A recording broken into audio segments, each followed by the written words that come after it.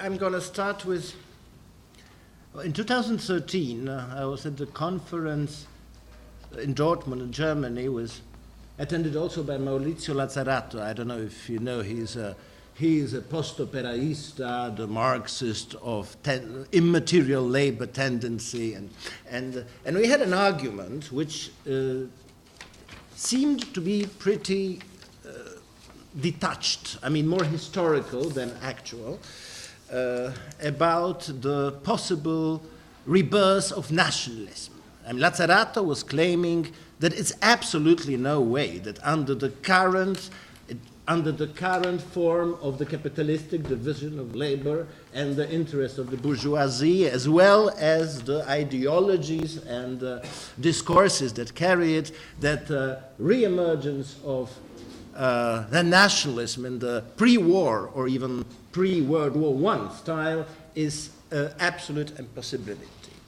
Well, I remember that because usually myself, I'm a Marxist. I mean, when it comes to capitalism, I'm a Marxist in the sense that I consider that Marx has given an accurate, in fact, descriptions of the workings of the capitalistic system. I mean, of course, you have many versions, interpretations and stuff, so we won't enter into it. But one thing Marx definitely didn't give us, any theory of fascism. He didn't. And that has produced confusion already back then in the 20s, when the left didn't know how to define, how to describe, and consequently how to struggle against or fight this. I mean, they were fighting, but like not really knowing how, and not really knowing why this thing has emerged. And I have an impression that let's not enter into discussion as what we are witnessing now is a fascism or not, but there is evident similarity in this situation. Once again, the left, dear comrades, we fail to understand. We fail to understand, and sometimes we are simply in denial. You know? There is something I would call Glenn Greenwald syndrome, who is still on his Twitter account fighting liberals, neoliberals, and in fact defending Trump all the time. But why? Because he, I think, as much as so many German communists in the 20s and in the 30s, and not calling him communist, it's not that he somehow doesn't believe that Trump exists. He's just, I mean, like, as if there was a natural way for capitalism of being liberal, a bit conservative, very rational and moderate in its political makings, and maybe a bit more ruthless in the practice of accumulation. Yeah? And they are, so they are a cover-up, or maybe a rescue boat for capitalism. They are never taken, people like Trump, or the forces who stand behind them, they're not being taken seriously. I mean, and you don't need to be Marxist to overlook it, but some reasons for that may be as simple as to say, we learned to criticize neoliberalism. Myself, I did it for 20 years almost. And of course, these are the tools we dispose of, right? But I think there is a deeper problem, and I'll try to explain, maybe not to give solution, but to explain situation in which we find ourselves in, making reference to the empirical ground which I know best, namely Poland, my own country, because I think it's extremely important case if you take a comparative perspective. And without comparative perspective, basically, I believe you can understand nothing of the society. I mean, you have to compare. I mean, you don't have other choice. And so for first assumption, which I know is contested by some, but my first assumption, there is an election in Brazil this Sunday, one of the most important elections taking place currently, where Jair Bolsonaro, who is another type, like another anthropological structure, I would say, or figure, a vehicle for political discourse which is saturated with imagination of rape, killing, torture. He basically praised the generals, the officers who were torturing Dilma Rousseff, the former president who was arrested during the years of dictatorship. And he is over 70% now and going up. I'll go back to Brazil because it's also an interesting case. I don't know it so well, but it makes me think of Poland at least in one way, because it's in Brazil, it's much harder. Well, okay, no, I withdraw a bit. I think that a lot of us on the left, we have this wishful thinking which suggests that what is happening now to liberals, so to say, so to the, well, we know all the charges and ambiguities of the term liberalism. I mean, to moderate capitalistic elite that was quite successful reproducing itself without serious interruption for dozens of years, right? That they are being punished for what they did wrong. And in particular, that they are punished for 2008 crisis, for bank bailouts, and for the 1% excessive wealth. But this is what I call wishful thinking. It is not impossible, I would even suggest, it's a bit provocative, but I may explain later, that they may not be punished for what they did wrong. Actually, they may be punished for what they did right. And what they did right, I think they didn't even want it, but it somehow happened to them, and maybe they may be paying the price precisely for that. I think that people like this former Brazilian officer, who is like a clone of Rodrigo Duterte, right? Who also won election on the images of violence, rape, and torture. We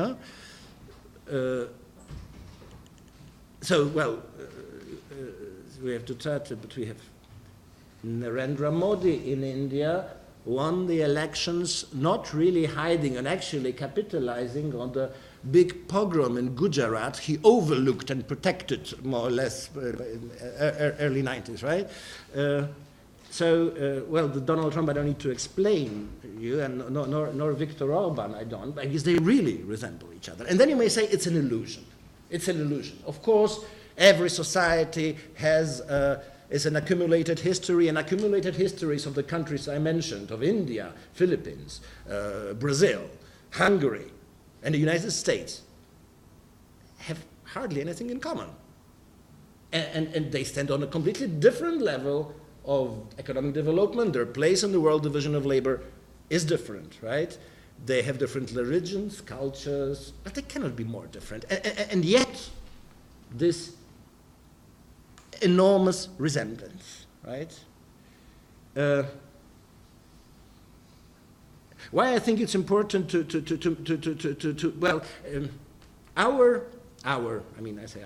our left-wing talk on the issue is usually like that. I mean, that this is a revolt that is, of course, misguided, driven by a kind of false consciousness, but anyway, it is a response to disindustrialization. I don't know since when we started loving industry so much, but now industrialization is the worst thing. Like the crisis of political representation, meaning the dissolution of an associative trade union and to a large extent a political party as main places where politics was done. Yeah?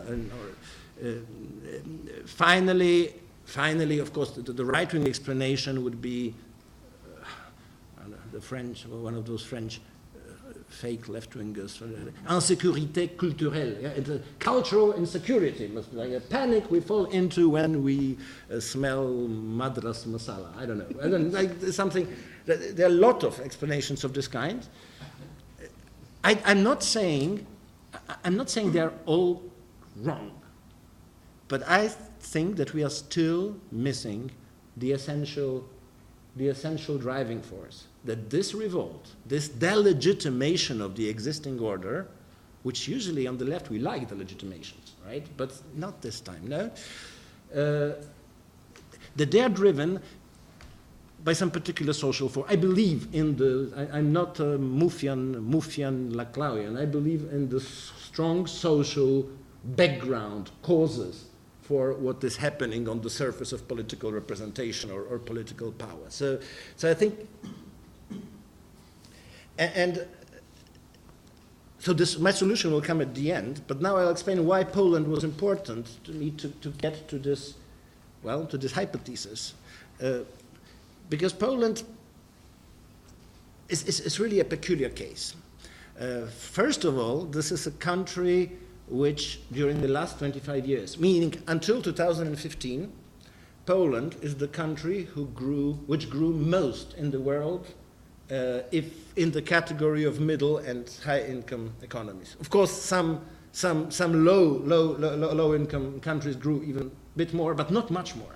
So Poland was number one, and I would say it was. How did it happen? Because of course it was for a long time Poland was presented as a marvel child of neoliberalism, but in fact it was rather a propaganda representation. If you look more carefully at what kind of policies were implemented, even by the International Monetary Fund and the World Bank, working together with European Union, and in the beginning, quite importantly, also with American government. So in 1994, Poland had its debt reduced by half, which actually never happened to anyone, and the rest of the debt was restructured so that we pay less interest rates.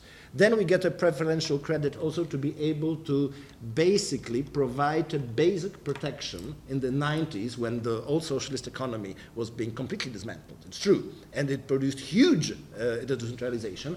But like we got, unlike all of the Latin American countries who were trying to get such a deal, they never did. So we had money, at least, to give pensions to the people who were sent to early retirement.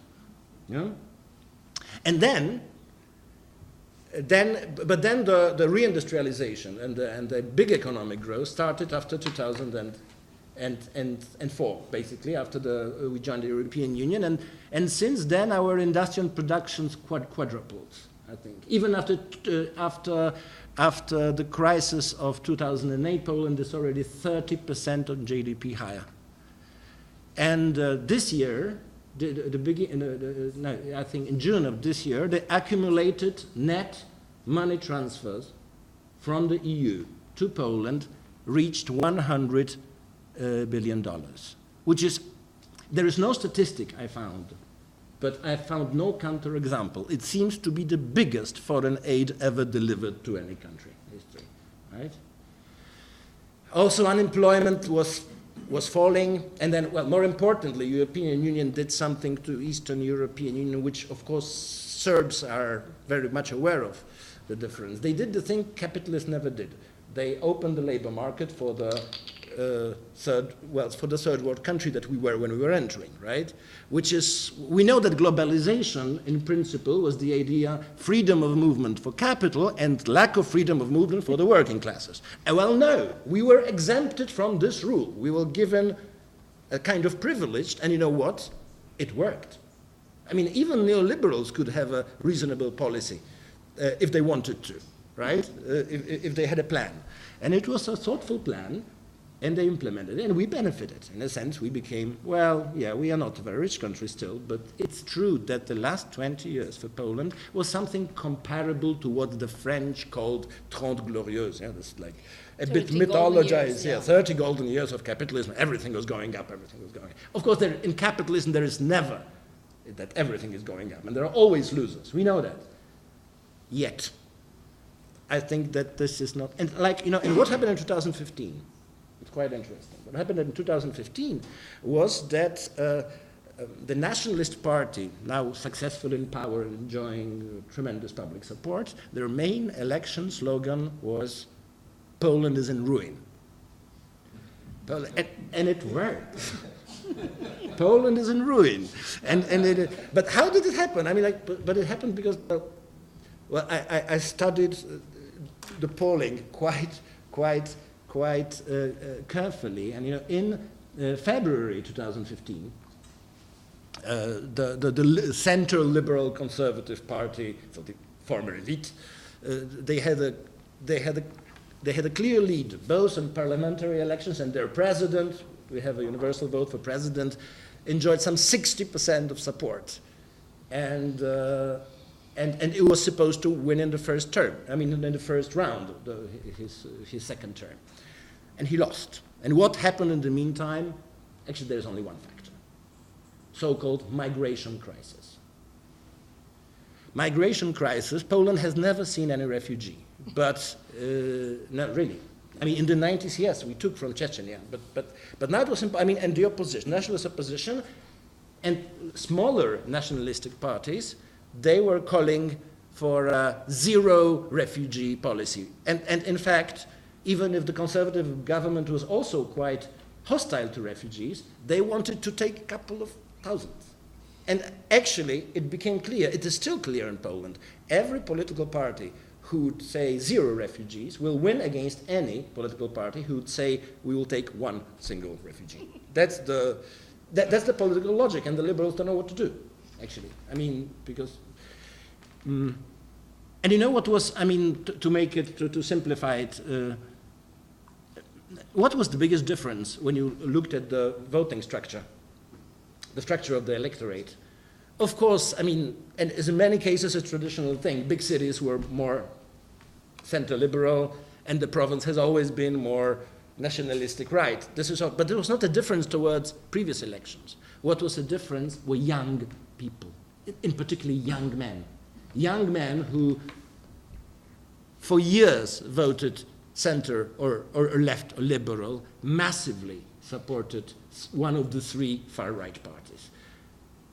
Even if there is, I mean, it seems because there was no specifically this statistic, but if you sort of combine several, it seems like 75% of young men in Poland below 24 years, 75% of them voted extreme right. That's what we got. So, and how to, well, I'll be heading to, I don't know how much time I have. You still have about 10 minutes. Okay, it's so good. Okay,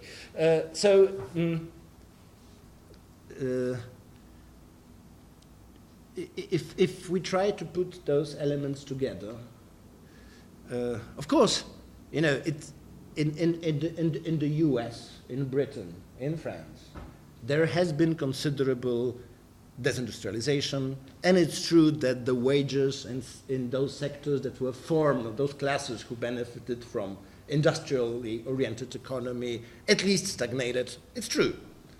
And it's true, it used to be true until quite recently that the countries who were less deindustrialized, like Germany, or even Italy, they didn't have extreme right so powerful as in the other countries. Well, it's all gone now, by the way. No, this solution is gone. But still, I think that that Polish case is very interesting. Like much more than Hungarian, for instance, because in Hungary, well, also if you look at the level of corruption, corruption is always a big talk for the nationalistic extreme right. Well, in Hungary, corruption before Orban took power was a real problem. In Poland, just to give you an example, the richest Pole, our oligarch, who was worth $3 billion, would have been only the sixth richest Ukrainian.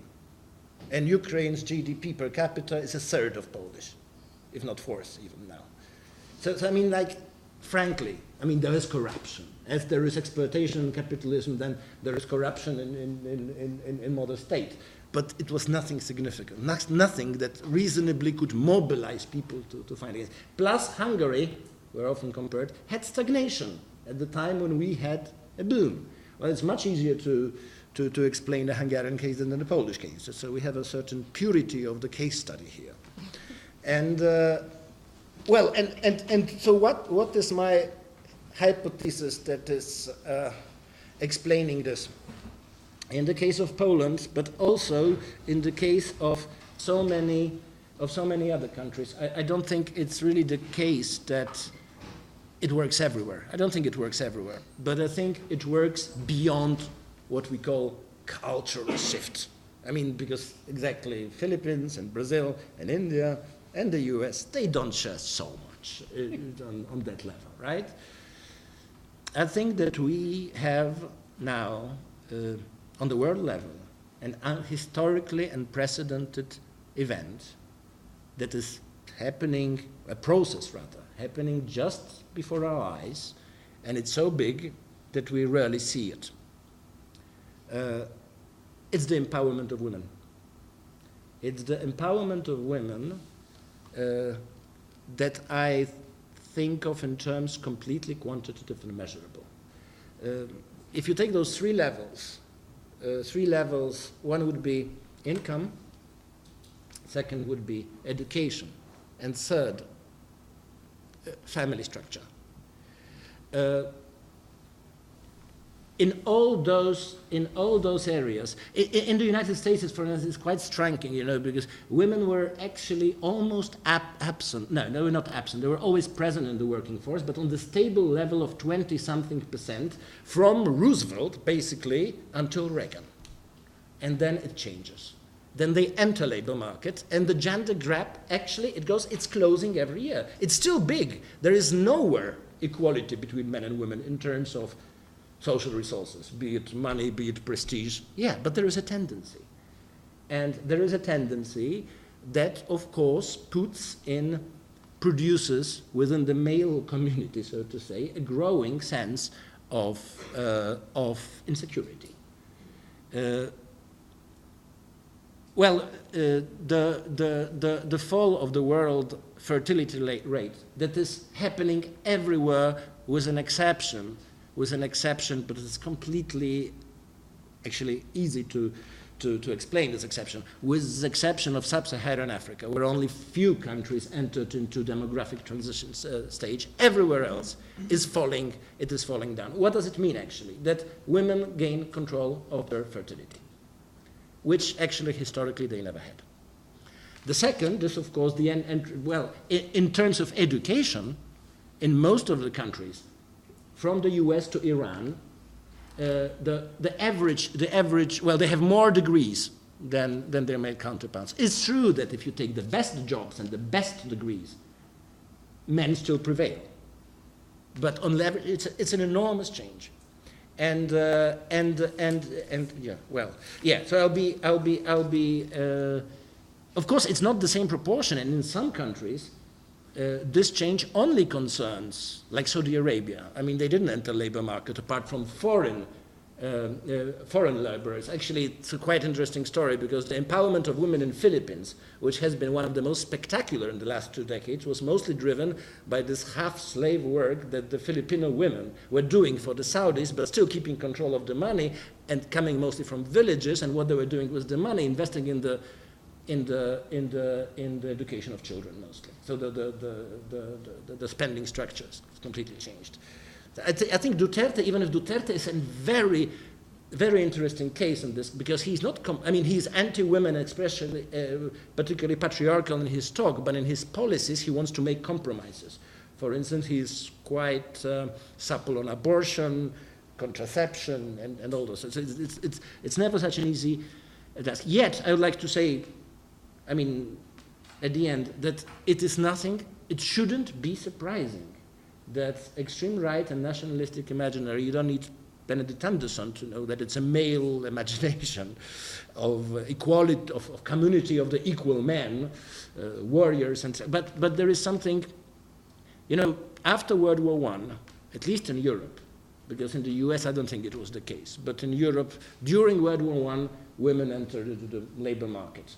And massively. Of course, after World War I, they wanted to put women back home, but it couldn't completely work. Also because male losses were so big, right? At the same time, of course, there was this Soviet issue, and those Soviets, Bolsheviks at the time, were quite keen on women's rights and making basically equality in law in almost every aspect of life. So we had a backlash. But some would argue, as Silvia Federici would argue, that already, if you look at the witch hunt in the early Renaissance, it was also a result of the previous changes on behalf of women within the social division of labor and distribution of social resources. But I would say never it was happening with such intensity and never on such a scale. So that we have this backlash today. I'm not saying it's a complete, well, but that we have a backlash today, it's quite an obvious thing. And I think that this contestation has, or delegitimization of a current order has such a scent and flavor and direction, and it produces such an imaginary, is driven by moral panic of male privilege in a big part at least. I'm not saying you can really understand this process solely with this argument. What I'm arguing is that you cannot understand it without it. That's my point. Thank you. Hello, everybody. Michał's presentation was so vivid and so animated that I'm afraid that I'm going to be boring, but nevertheless, I'll say something that in a way may rejoin some of the arguments that we have heard. Please do not hope for solutions. It is my turn to ask for absolution. Well, I'll begin with the definition of nationalism by the well-known German historian Hans Ulrich Wehler, according to which nationalism is a system of ideas, a doctrine, a picture of the world which aims at creating, mobilizing, and consolidating a larger solidarity association called nation, and above all at legitimizing of modern political power. This is the reason why the nation state, with a nation which is as homogeneous as possible, comes to be the central issue of nationalism. End of quote. To this minimal definition of nationalism, we might add, however obvious this is, that nationalism is devoted to the promotion of the interest of one particular nation. And of course, another point which deserves to be made is the importance of the idea of homeland in nationalist discourse. It is important to note, as we shall see further, that this term can sometimes mean something else than the territory of the nation state, or, as they say in French, la patrie. It can mean a native region, or town, village, perhaps even neighborhood. So, obviously, the above-mentioned motives, homogeneity of a nation, the idea of promotion of its interest, the importance of the attachment to a homeland or soil, and the privilege of one particular ethnic or national group are potentially related to xenophobic attitudes or feelings. However, this is not necessarily the case. So we may wonder how this provisional definition of nationalism fits with what is usually referred to as its new forms, or more briefly as new nationalism, in which xenophobia has come to play such a prominent role. So I'm going to present some essential features of this new nationalism, or at least what I consider them to be. What are the main differences between nowadays nationalism and its earlier forms? One of the main topics of the theory of nationalism has been the distinction between moderate or liberal nationalism and its extreme and violent counterpart. As far as the Western world is concerned, this distinction seems to have lost some of its importance. More specifically, in Western Europe at least, extremist political parties openly inviting to violence against foreigners have either disappeared from the political scene or have adapted themselves to the political system of representative democracy in which, they have achieved substantial successes. So this process of normalization of what has been called the far right has been at work since the beginning of the 90s of the previous century. However, its consequences have become manifest during the last decade with several emblematic events, such as Marine Le Pen's taking over the National Front presidency in 2011, the rise of populist nationalism in other European countries, Alternative for Germany party in Germany, Geert Wilders in the Netherlands, or the Northern League in Italy, Brexit, and finally Trump's electoral victory, and we have a sequel in Italy with Salvini, etc. So the result of this normalization is the ever-growing difficulty of tracing a borderline between extreme nationalism and its moderate counterparts. Conversely, the suspicion of extremism or racism floats nowadays even over liberal nationalism, so-called liberal nationalism, or right-wing politics in general. This transformation in political practice was accompanied by a shift at the level of the ideological foundations of nationalism.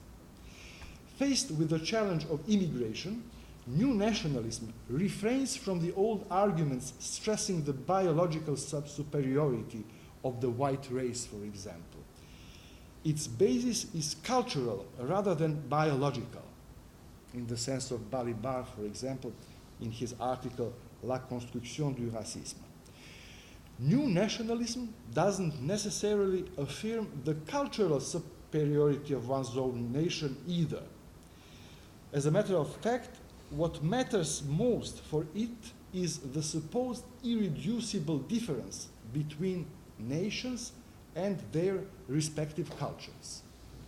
As a rule, the second step consists in the argument of justice, stating the equal right of every particular nation to maintain and protect its own way of life.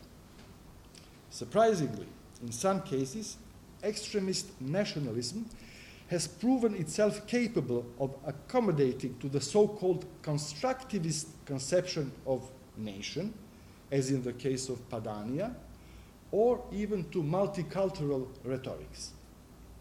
However, notably, as to the question of immigration, the most important practical consequences of this line of thought remains substantially identical to the one of the old right-wing politics. This means closing the borders for immigrants, hostile attitude to any form of blending of their culture with the one of the native population, and discrimination. Other features which distinguish new forms of nationalism from the previous one deserve to be mentioned as well. At first sight, new nationalism is more modest than the traditional one, as it doesn't assign to one's own nation a particular world historic mission, civilizing, cultural, or emancipatory. And there we can see different countries, France or Germany, as representatives of this kind of nationalism. For example, Viktor Orban's vision of the Hungarian nation as a defensor of Christianity appears to be one of the few exceptions to this rule.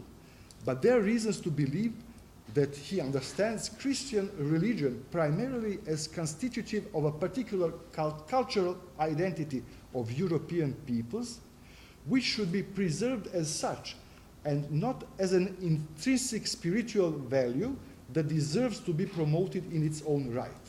And I think that what we have just heard from the colleague Igor Milinković, these figures in the Constitutional Act, which speaks of the necessity and the duty to protect Christian culture, not Christian religion, but Christian culture.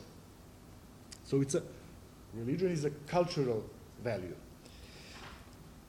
So, instead of appealing to grand narratives of liberation, new nationalism has developed a sentimental rhetorics of belonging, in which one's intimate memories of her village or region of origin, with its, for example, cathedral towers and soils, as in the case of France, les clochers et les terroirs, have a place of privilege. Unlike its historical predecessor, new nationalism doesn't seem to be expansionist, but defensive. And it seems to aim purely at preserving one's home, one's place of birth, and the antique traditions of one's native community. However, all this lyricism is nothing but the likable side of the more problematic practice of erecting interstate walls or even barbed wire fences, which we witness today. So, the next section is about legitimizing xenophobia. It has been justly noted that nowadays xenophobia is made productive, a necessity for survival. Its ugliness is made over, even beautified. This is a formulation by Ash Amin, Xenophobic Europe. So let us consider some strategies of legitimizing xenophobia in Western societies. This will sort of lead us to an answer to the question of theoretical and political context which have made this rehabilitation of xenophobia possible. And to anticipate my argument, which I'm not sure that I'm going to have the time to expose in its entirety, but it seems to me that this answer lies in what we could call a repudiation of universalism in social science and philosophy. So in the remainder of my presentation, I'll basically deal with this problem by addressing postmodernism or post-structuralism, maybe I should say, pragmatism and liberalism. But let me first evoke the significant and perhaps unlucky historical episode from the biography of Lévi-Strauss, as related by himself in his View from Afar. It concerns his lecture given in UNESCO in 1971 at the opening of the International Year for Action to Combat Racism. So, contrary to the original intentions of the organizer, that lecture put into question the widely accepted view that the spread of knowledge and the development of communication among human beings will someday let them live in harmony, accepting and respecting their diversity. Those are Lévi-Strauss's words, which have been criticized as a deviation from the anti-racist consensus prevalent after World War II. So, in my opinion, this judgment is harsh. Lévi-Strauss's intention was to circumscribe the meaning of the term racism in order, of course, to oppose its abuses. Nevertheless, he has proposed a somewhat ambiguous distinction between racism and, this is a quote, the attitude held by individuals or groups that their loyalty to certain values make partially or totally insensitive to other values, end of quote. But in what follows, Lévi-Strauss says, it is not at all invidious to place one's way of life or thought above all others, or to feel a little drawn to other people or groups whose ways of life, respectable in themselves, are quite remote from the system to which one is traditionally attached. Such relative incommunicability certainly does not authorize anyone to oppress or destroy the values one has rejected or their representatives, but within these limitations, it is not at all repugnant. And the crucial formulation is the following: it may even be the price to be paid so that the systems of values of each spiritual family or each community are preserved and find within themselves the resources necessary for their renewal. Now, of course, Lévi-Strauss never mentioned the term xenophobia, but however, his lecture was understood in this way, that is to say, to provide an anthropological foundation for ethnocentrism and at least certain forms of so-called natural xenophobia.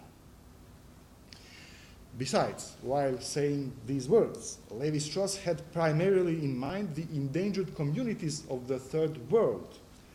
However, numerous attempts to justify the exclusivism of the citizens of developed Western countries appeal to his name, as we can see in Rorty's assertion, who said that we may agree with Levi-Strauss that such exclusivity is necessary and proper condition of selfhood. What we can see that is that by a strange twist, the arguments which were, which were originally put forward to protect the rights of indigenous peoples are being incorporated today in a new nativist ideology of the autochthonous population of developed Western countries or societies, whose culture is allegedly endangered by world migrations. This ideology has reappropriated the principles of cultural diversity or right to difference up to the point of justifying Western xenophobia. But this xenophobia surely doesn't have much in common with the so-called primitive fear in front of the unfamiliar. Quite the contrary, given the colonial past of the West, we could see this new avatar of xenophobia as a kind of a symptom of the repressed feeling of guilt of the population of former metropolis in face of the distressed descendants of the formerly all too familiar colonized peoples, which are now, in turn, being accused of practicing a colonization in reverse. A colonization in reverse, or in French, colonisation à rebours. This particularistic argumentation, which has been termed fundamentalism of difference, has been favored by certain developments in sociobiology of doubtful Darwinian descent, but also, which is the point that I would like to stress, by postmodernist or post-structuralist absolutizing of difference and the correspondent denial of universalism, as well as by the proclamation of the end of grand narrations. And all this in spite of frequent engagement of champions of postmodernism against racism. But already in terms of sheer logic, if we take a post-structuralist such as Derrida, it is difficult to conceive how Derrida's difference, which logically implies a politics of differentiation, could be invoked, for example, against the injustices of the apartheid regime in South Africa, etc. Now, there is no doubt that these authors, Jacques Derrida, first of all them, honestly tried fighting nationalism and xenophobia. But it is important to note that some of them were mistaken in their diagnosis of their reasons. Look at the following passage from Derrida's book, The Other Heading, of which Natalia's doctoral thesis, which I have recently reread, has reminded me. What does it say? It insists on the existence of an essential affiliation between nationalism and universalism. What does Derrida say? The value of universality here capitalizes all the antinomies, for it must be linked to the value of exemplarity that inscribes the universal in the proper body of a singularity, of an idiom, or a culture, whether this singularity be individual, social, national, etc. Whether it takes a national form or not, a refined, hospitable, or aggressively xenophobic form or not, the self-affirmation of an identity always claims to be responding to the call or assignation of the universal. And then categorically, there is no exception to this rule. Well, what I would like to stress that nowadays, when we are confronted with those new forms of nationalism, nothing could be more wrong than this diagnosis. Because what we see aujourd'hui today. This is the proliferation of all those nationalisms which are overtly and expressly particularistic. So Derrida's verdict has not stood the test of the time, which has confronted us with those overtly particularistic forms of nationalism. Now, how much time have I got? 5. 5 minutes. Maybe I could try to say a couple of words about pragmatism, and I mean Rorty. So, postmodernism is not an exception, because there are some similar consequences which could be drawn from some other philosophical positions which explicitly put into question universalism. The most telling is Rorty's example, who, as a matter of fact, advocated ethnocentrism in epistemology as well as in politics, as the approach that Western liberal democracies should adopt in their relations to the rest of the world. The two aspects of ethnocentrism are interrelated. In terms of epistemology, Rorty adopted, of course, he denies having an epistemology, but this is not important in our context. He adopts the viewpoint which he explicitly labels as ethnocentric, according to which there is nothing to be said, this is a quotation, about either truth or rationality, apart from descriptions of the familiar procedures of justification which a given society, ours, uses in one or another area of inquiry. So it is clear that this puts an end to any quest for the universal at the epistemological level. How does it look like when it comes to politics? A comparison with a postmodernist or post-structuralist can here be useful. In his discussion with Lyotard, Rorty accepts his thesis of the end of grand narratives, grand récit, but objects him for rejecting ethnocentric narratives, which help to establish the identity and cohesion of a particular nation. Those are Rorty's words. Thank you. Postmodern approach, according to Rorty, leads to relativism, which his overt ethnocentrism avoids. This clearly amounts to the statement that postmodernism is insufficiently ethnocentric, as Rorty also says of Peirce and Habermas, and that it is thus inconsequent.